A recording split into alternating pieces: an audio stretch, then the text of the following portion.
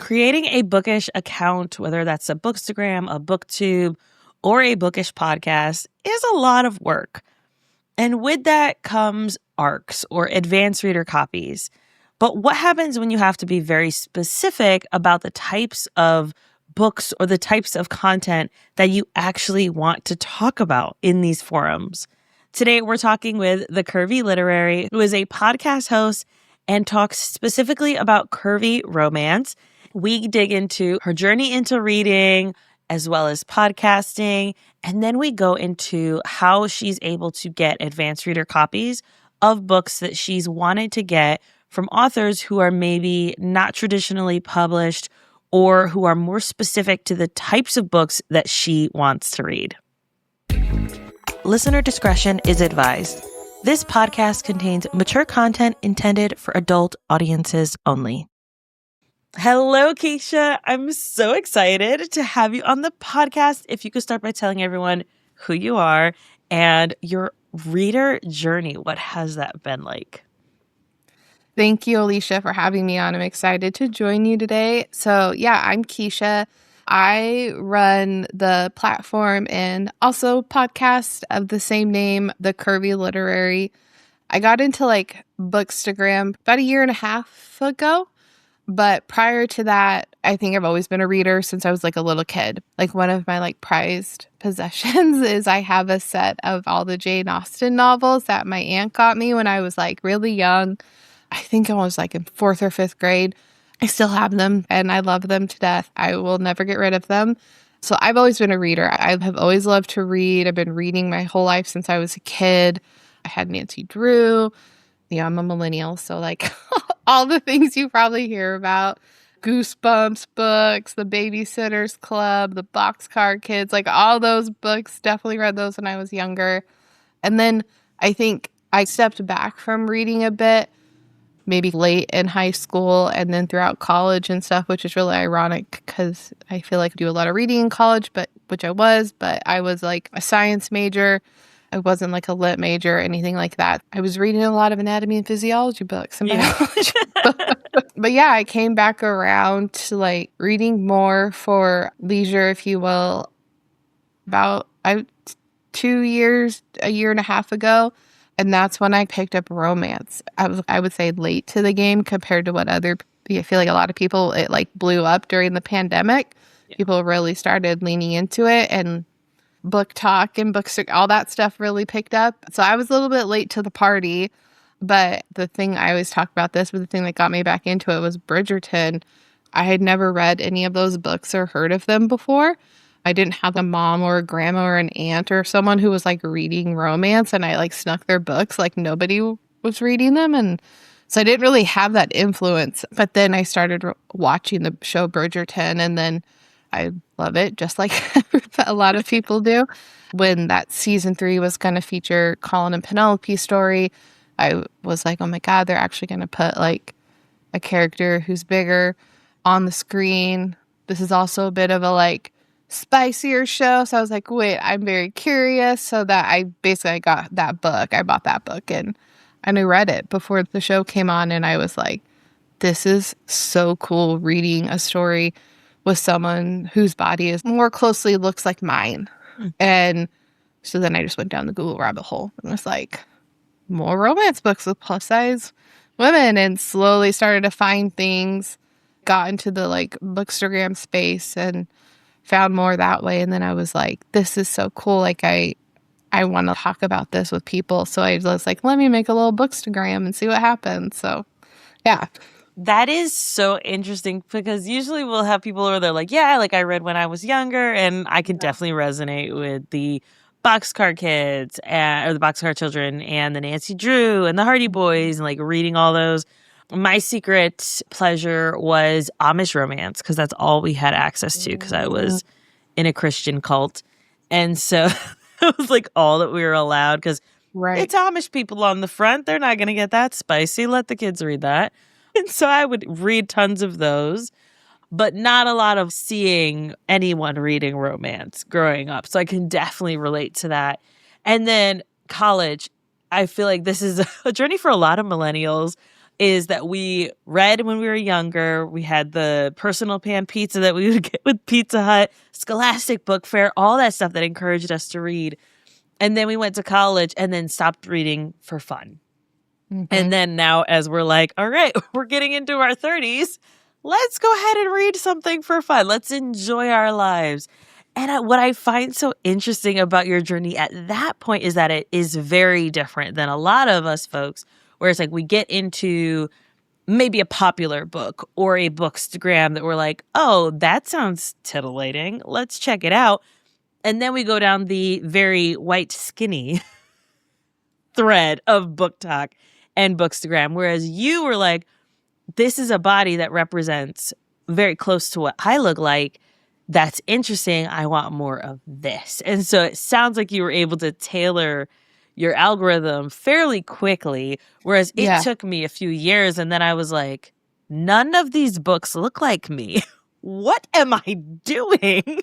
And then I was like, we need some diversity in here. Like, I haven't read a Black romance at all this year. What am I doing? And like had to challenge myself to tailor my bookstagram. So what was that like? Like just being fed the kinds of books that you wanted right off the bat. It sounds incredible. When I was Googling it, so this was before I even thought to look on like social media. And again, I don't think this would surprise anyone. When I was like Googling it, not a lot was coming up.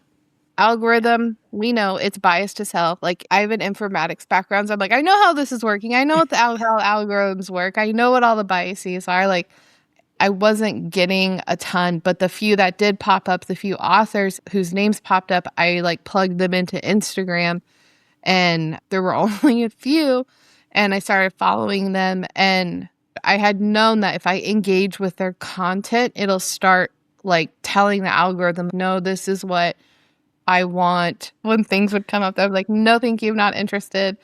But yeah, it didn't take very long. And I think also when I finally was like, okay, I created my Bookstagram account separate from my like regular just day-to-day personal account and followed the few people I knew about. And then I posted on there which is probably very on par with me for people who like know me really well, is like I was like, I need more people to know that this exists. And I wanted to create like a directory because of how hard it was to find it on just like searching on the internet. So I put a thing on there that was like, hey, if you write plus size romance or people who are writing plus size romance, put your name here. So I want to put a list together. And that post, I got so much like traction and people like tagging other, because they all know each other. Right. So they were like tagging each other, all the authors.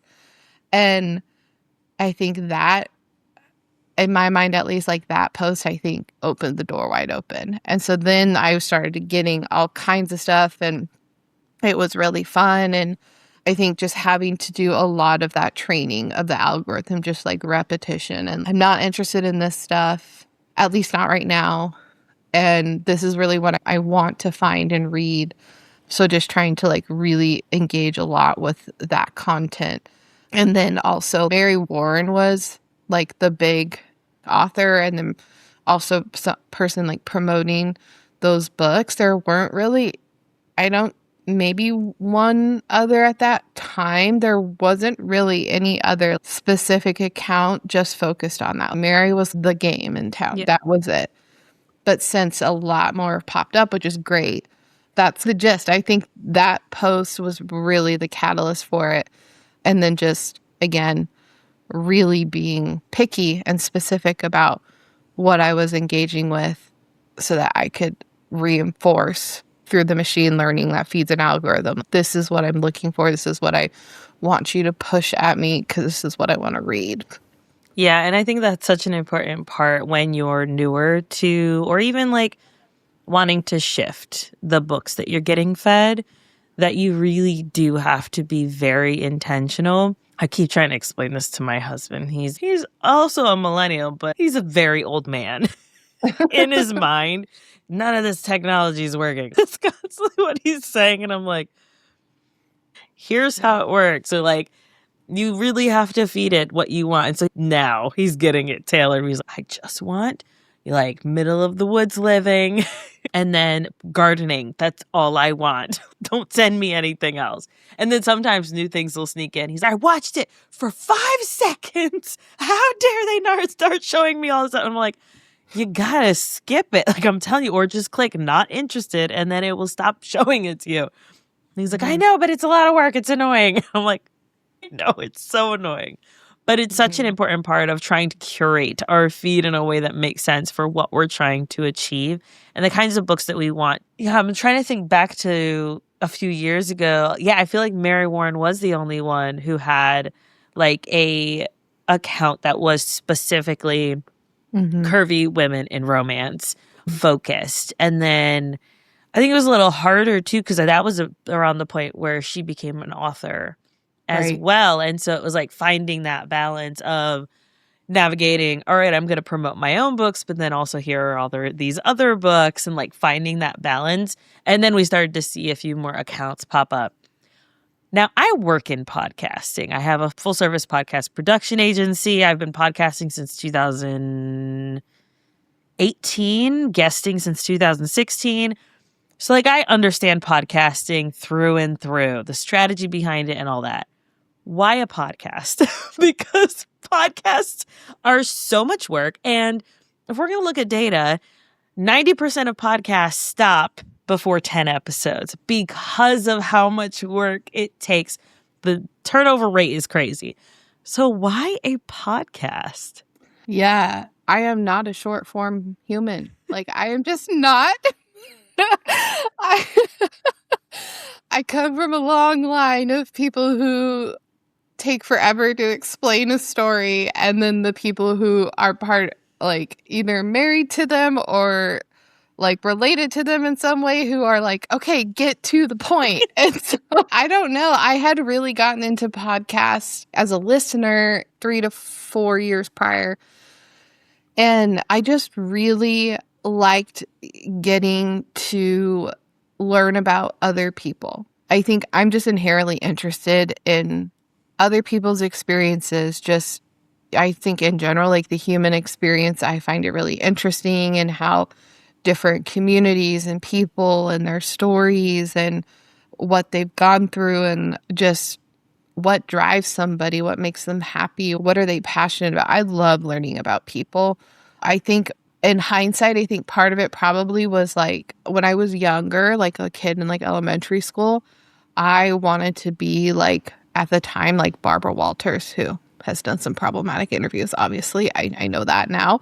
But like at the time, like I was like, I want to be in journalism. I wanted to write and report on things and try to like understand perspectives and make meaning and really tell the stories about people, places, events, and try to understand. So I think that again, in hindsight, I think back about why in the world was I like, I'm going to start a podcast. Like, why would I do that? I think that was probably bubbling below the surface of this natural inclination I think I've had since I was like a little kid, and went maybe a little different direction in college and like career-wise and stuff, but it's come full circle. And I just liked the idea of being able to spend more time really digging into the books. I think this is one of my big things that I really have been thinking a lot about lately, because everything going on in the world, and with book banning, and there's also this definitely narrative around romance and smut, and like, oh, it's whatever, and like people are like, that's not real books, and people almost shaming it in a way. And of course you're shaming it because women like it. Okay, that tracks. But there's so much in romance novels, like the framework and structure of a romance novel, and it's going to end in a happily ever after.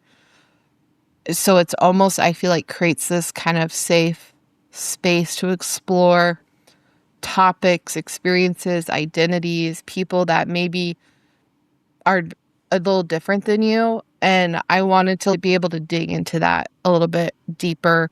And I thought a podcast would be an interesting way to do it, because I have a hard time like creating posts sometimes, because I just am like, how do I digest this into a small thing that someone's actually going to read. So I thought that might be a different way to maybe dig into it and have some of those conversations.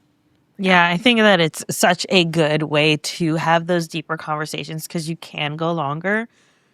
I actually, my goodness, regrettably, I say regrettably, I don't regret it. I just regret the amount of work that I know it's going to take. Launch the blog. I also want to go deeper on the topics. I want to talk more about these things. And also was like, all right, I want to do a roundup of the most popular tropes and kinks and a book recommendation for each one. I don't know why I thought that was a good idea. It's like 71 kinks and tropes at this point with 71 recommendations. And I'm like, you are losing your mind. It's fine. But that is not something that I could create necessarily, especially with affiliate links and trying to fund the brand. I refuse to be on TikTok just because I'm not going to dance. I'm not dancing for anybody. It's not going to happen. I'm not sorry at all. And so having a podcast was like, when we launched We Read Smut, I launched it with my friend Nicole. She's since transitioned out of the brand. But I said, I want to launch a podcast. And like every month it was like, we should launch a podcast. We should launch a podcast. She was like, Alicia, I am not doing that. There is no way that is going to happen. And then literally as soon as she transitioned out, 2 months later, I was like, we're launching a podcast. I love the ability to have these deeper conversations, to go further than even an Instagram live or doing live content. I find that live content, people are watching. They're commenting. I get very distracted when I see people commenting. I'm like, ooh, squirrel, what is that comment about? And then I go off on a whole different tangent than what I actually had planned to talk about. Whereas with the podcast, it's me and Keshia having a conversation. Y'all can listen in if you choose to, and that is at a later date after it's gone through editing. And so I can just get to know you also on a deeper level than if we were doing a live, than if I was interviewing you for a blog post, or if I was like, hey, let's collaborate on a roundup of something, right? I get to know you as a human way better, and my listeners get to know you as a human way better. And so I think that podcasting is such a fun, I'm biased because I work in the industry and I love it so much. But I do understand how much work goes into it. And so as you were thinking of, okay, I want to have the Curvy Literary, I want to have this podcast. I know having plus size representation was really important to you. Were there any things that you were like, these are my values and I'm sticking to them as you were coming up with your brand? Because I know that can be hard for newer Bookstagrammers or Bookish accounts where you're like, I don't really know where I land just yet. So what was kind of your thought process as you were going through that? I think as I was going into it, I knew I wanted to advocate for, share, promote the people writing those stories with plus size characters. I wanted to also really read stories with characters who, you know, yes, they were plus size, but maybe they came from other communities or they had different like identities than I do and different things like that. Because I do think that's important, right? I have a disability and those are things that do get decentralized in our society and in media and what we see as quote unquote normal, even though like normal that's not even a thing, doesn't exist.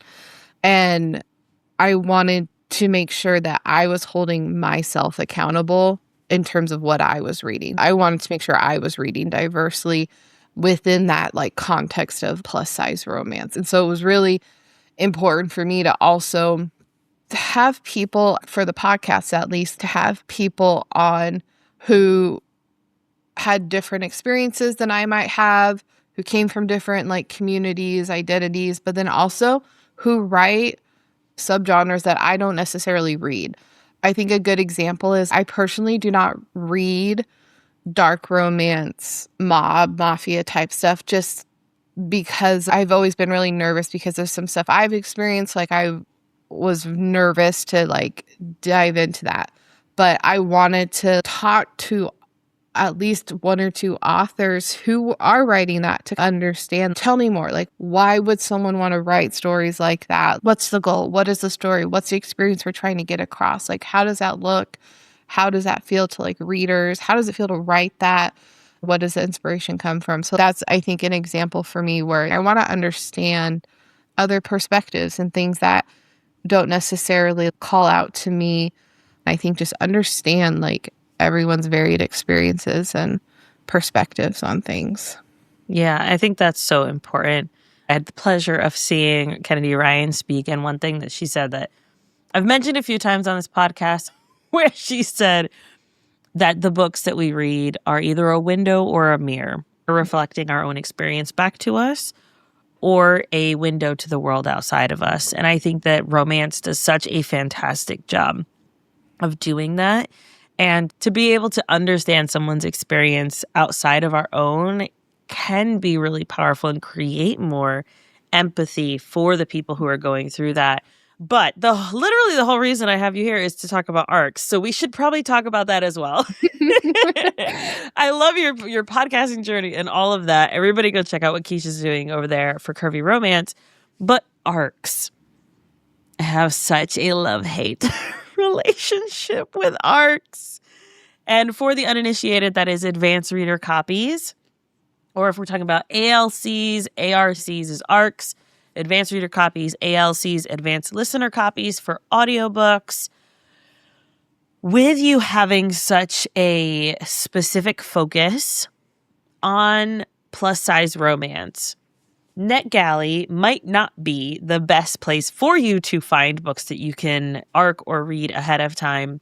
And we had an episode, I'll link it in the show notes, where we talked about how to get free books, and we go through all of that. This is not a NetGalley conversation. It's if you're looking for something more specific, what are some strategies that you can utilize to actually get those copies with especially the bias that we see in the romance space, in the publishing space, to ensure that you're getting the books that you actually want to read ahead of time? Not a ton on NetGalley. I think the secret there, if you're looking for plus size romance and you're really interested in ARCs or ALCs, because those are now starting to pop up more with like indie authors. I think the secret there is you got to get really familiar with indie authors that you really like and follow them on their social media. They're going to post when they have arcs. They have their window of when they're going to be, you can sign up to receive an arc or request an arc. They'll post that on their social media. There's different like book marketing and author support folks who do that work, or they like support authors with marketing their books on social media and different things like that. And they have no association with like any of the publishing houses. They're just like independent contractors to do that type of work for a lot of the independent or indie authors. And so you can sign up. I would say follow those as well. There's definitely probably, I'd say around maybe 8 to 10 that I think have a pretty good array of authors that they work with and support with those types of things. So they'll do like ARC management for authors. And so I follow those accounts too, and they're going to post when new ARC opportunities come up. Depending on how much you want to engage with social media, I ebb and flow. I've been definitely pulled back recently for just lots of reasons. And if you're not on social media a lot, but you still want to learn about it, the newsletters. I'd say sign up for your authors you really like for their newsletters. And they will also, when they send out their newsletter emails, they'll post in there ARC request forms will open up in a week. And that's a really great way to track it too, without having to be necessarily maybe glued to your social media to keep an eye out. And I also think one of the nice things about newsletters that a lot of indie authors do is they cross promote each other's books, which is really cool. I've also found a lot of like new to me authors through that as well. Other authors who I like love and adore, through their newsletters, I have found new authors. And so you'll find out about ARCs, but you can also find new authors as well. Go check them out, read a couple of their books. If you really like them, sign up for their newsletter, learn more about their opportunities as well. Definitely if like you're more a social media person, like definitely just pay attention to those authors' posts. Follow those like promo and marketing companies, those smaller companies who do that work exclusively for authors. And then, yeah, I would say newsletters are a good way to learn about it as well. And then I think other bookstagrammers too. So I have noticed there's a few bookstagrammers who are trying to like share like, hey, here's arcs that are open and stuff like that, which I'm just like, you are doing us the service for so many, because that is, I don't know how people track all of that, but I think if you find other people who are focused on books that you're interested in, or like genres or tropes or kinks or certain types of identities that they're talking about on their accounts, like if you follow them too, you could also, I think that's a good way to find new authors and then also get connected to arcs as well. Yeah, I couldn't recommend that enough. I recently saw even bigger authors, like Sierra Simone had one recently where she was like, my ARC team applications are opening. Obviously, I did not sign up because I do not need more ARCs at this point at all. But it was just like, that's cool, right? Like that even bigger ones where maybe you have some notifications for them or you are following them on their newsletter. And I agree, the author newsletters are honestly one of the best ways to get recommendations, or even following authors on their Patreon. So maybe you pay them $5 a month and they send you like, here's a free novella, or you get early access to all of their books. That's always fun. And it's like a nice, literally a coffee way to support an author on a regular basis. And I have found so many good recommendations from that. So I love sci-fi romance. It's like my genre of choice at all times. And so Elizabeth Stevens is one of my favorite sci-fi authors. I have a few, but she's one of the favorites. And she's constantly reading other people's sci-fi, especially diverse sci-fi authors. And so I'm always getting good recommendations from her newsletter or from her Patreon. I agree. Those are such great ways, especially if you are trying to dial back from social media, maybe not posting as much or being on there scrolling as much. Now, how do you manage it all? ARCs can be a lot and overwhelming. I think I started the year, and we're in March. I started the year with 12 ARCs. And I have 12 ARCs. And I have read some. And I'm like, Alicia, why do you keep doing this to yourself? And so, do you have it together? Do you not? What is your process like for getting through these? I don't think I have it together. I think I have had a similar kind of challenge where I get so excited and I apply for the stories, the arcs, and part of me is like, I mean, just am such a fan of so many authors out there, and there's definitely some that I'm like, yep, I will always apply for an arc from that author. But I try to apply for new ones too, especially perhaps newer authors who are building up their kind of their platform, their profile and everything. But yeah, I do the same thing. I did recently I love an Excel spreadsheet. And so I tried to create my own tracker because I was finding what I was doing was I was like applying for them and then I'd forget I did it. And then all of a sudden I'd get 5 emails of, here's your arc. And I would be like, oh crap. What am I going to do? I have like 6 books to read and I need to get them all done within like a month. They're like less than a month. And my like quote unquote 9-to-5 job, which is rarely actually 8 hours a day. It's usually 10 or 12. But I have personally slowed down on the arcs too, because I want to make sure, I think this gets back to that values thing too, is I think it's so easy to get into this, at least for me, I caught myself getting into this chasing of the stats. Oh, I need to post like constantly. I need to be like pumping out stuff so I can get more followers, which means then I could like maybe get on that publishers, like different publishers that have like their different teams for their different imprints and stuff. And a lot of them have like minimum follower counts and stuff. And I'm not very good at just doing things in the middle. My personality is I tend to go 1,000 miles and like 110%, 1,000 miles an hour on things. And so I've been kind of reassessing my, I guess, quote unquote, relationship with ARCs and ALCs and trying to pull back a bit and be really intentional and trying to limit how many I'm doing instead of just signing up for all of the ones, all of them that I see, because I think I got, for a little bit there, I think I got in over my head and it started to feel more like work and not like fun.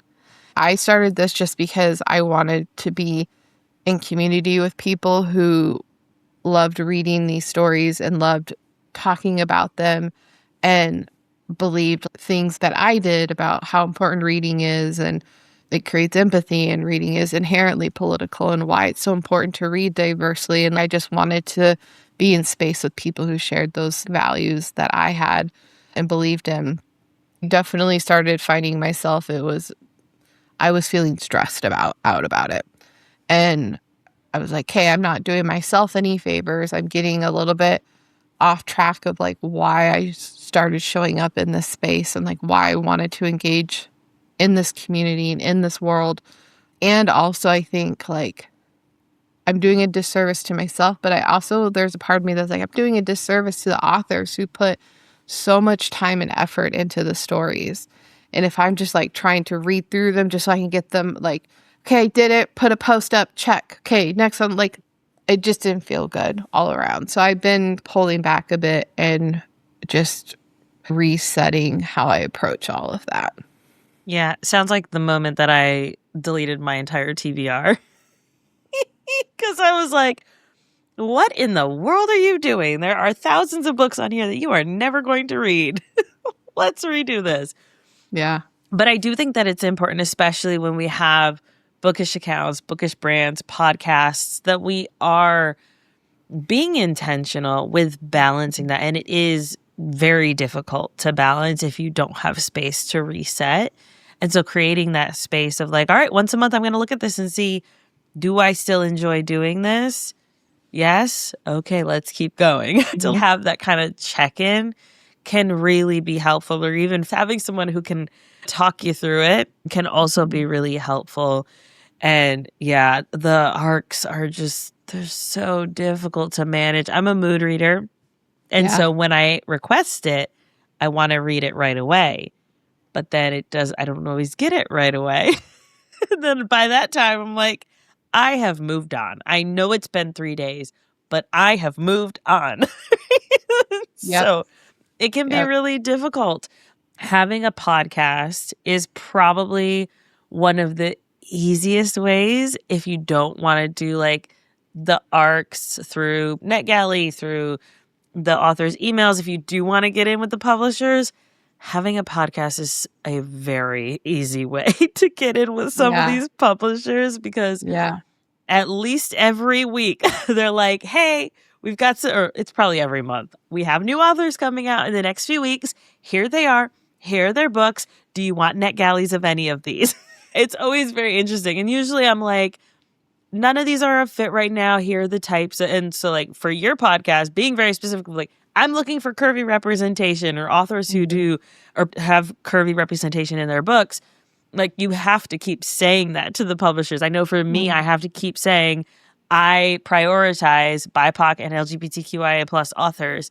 And so if you have those, please send them my way. Like just letting them know. And so that I have found having a podcast just opens doors in a way that is like you don't even necessarily have to have a certain follower count, because I don't know about your experience, but they've never asked me, how many downloads does your podcast get? No. They don't care. They're like, oh, you have a platform. This is media. My client likes this. Yes, please.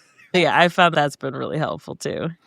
That's true. Yeah, that it does help to have a podcast. Like I remember the first time I got an email from a publicist and I was like, how in the world do they like my podcast? We are small and but mighty. Like we do not have like the street cred that I would think you would want but it's so cool to me though, of like, okay, yeah, because it's niche, but there are people who care about this. So I've noticed that like there are a couple authors that I really like who are on NetGalley when their ARCs or ALCs come out.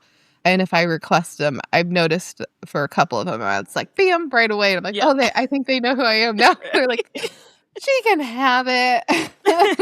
And getting in with the authors too, I think is so good. Naima Simone, I was like, oh my gosh, I can't wait to read your new book.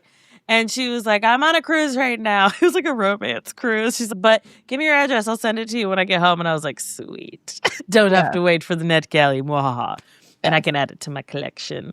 So yeah, I love that. I do want to make sure that I do mention Amanda of Talk About Swoon has a March Madness that she does every year. It's MARCH Madness.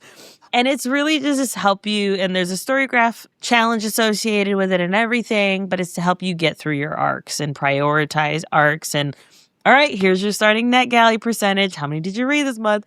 What is your percentage now? And so like she's got templates for all that stuff. And I found that doing it in community, even if it's off social media, like you can just do it on Storygraph, can be really helpful in prioritizing these if that's something you want to do.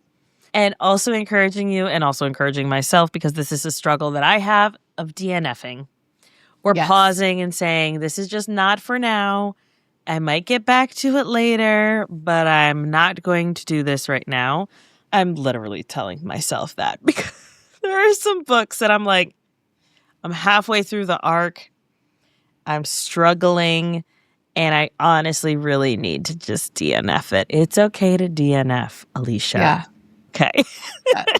I say that to myself all the time. And I think I still sometimes have a hard time with it. But I remember the first time I was like, hey, it's okay. You don't have to finish this. And I would say, too, if you make the decision that you're not going to finish an arc, if it's managed through one of those like smaller companies who do like arc management for authors, like they'll ask you to let them know, and that's okay. And I think it's nice to let them know, too.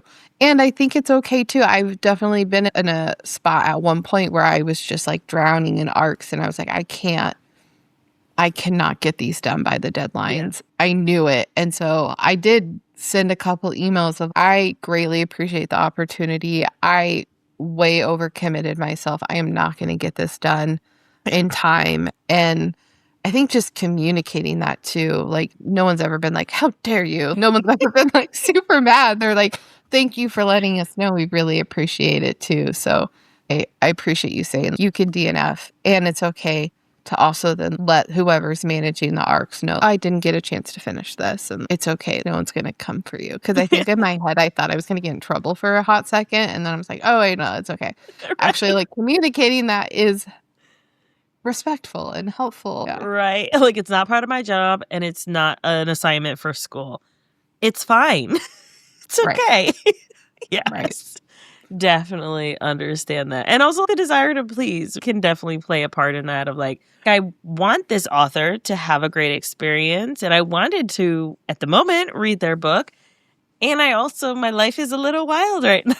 I need to figure out what I need to drop. And sometimes the book is the thing, or the arc or the ALC is something that you have to drop, and it never feels good. But I think hoorah to you to setting that boundary as well, and just saying, look, this is my capacity and I overcommitted and I'm sorry, and also moving on. And I think there's a lot of power in that too, of giving yourself spaciousness to then read the books that you want to read, especially when you have a demanding job. It's like the amount of work that we put into creating content for Bookish accounts and especially for podcasts is quite ridiculous. It's like a whole other job. And so like we have to prioritize what's going to work best for us as well at the end of the day, and where we are able to get the rest that we need and our bodies need to be able to make the money we need in a capitalist society as well. Right? So we have to prioritize that too. Keshia, this has been so much fun. where can people find you, get to know you, listen to your podcast, all that fun stuff?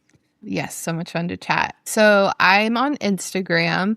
You can find it's at the Curvy Literary on Instagram. And then I am on Substack. I want to start doing more like long form writing and stuff over there. I think similar, talking about some of these things and the underlying themes and discourse in the book space over there in a longer format, because succinct is not in my repertoire of skills. I don't know how to do that. I'm still working on it. So yeah, I'm over there. And then podcast, it's the Curvy Literary as well. And it's pretty much wherever you listen to podcasts. I was posting weekly episodes for quite a while, but I've also had to pull that back a little bit. And my plan moving forward will be episodes will be twice a month moving forward, just balance. That's like my word of the year, I feel, is balance. Love it. But yeah, there's lots of episodes up there right now. If you're interested, give it a listen. And I really appreciate all the support and even just like connecting with people. I've met such incredible people like you and others in this book space. The Bookish space, podcasting, all of these are such great ways to connect deeper with one another. And we'll make sure that we have links for all of your stuff in the show notes and the YouTube description for anyone doing other things while they're listening to us. Keshia, thank you so much for being on. And I'm so glad we had this conversation. Thank you so much for having me.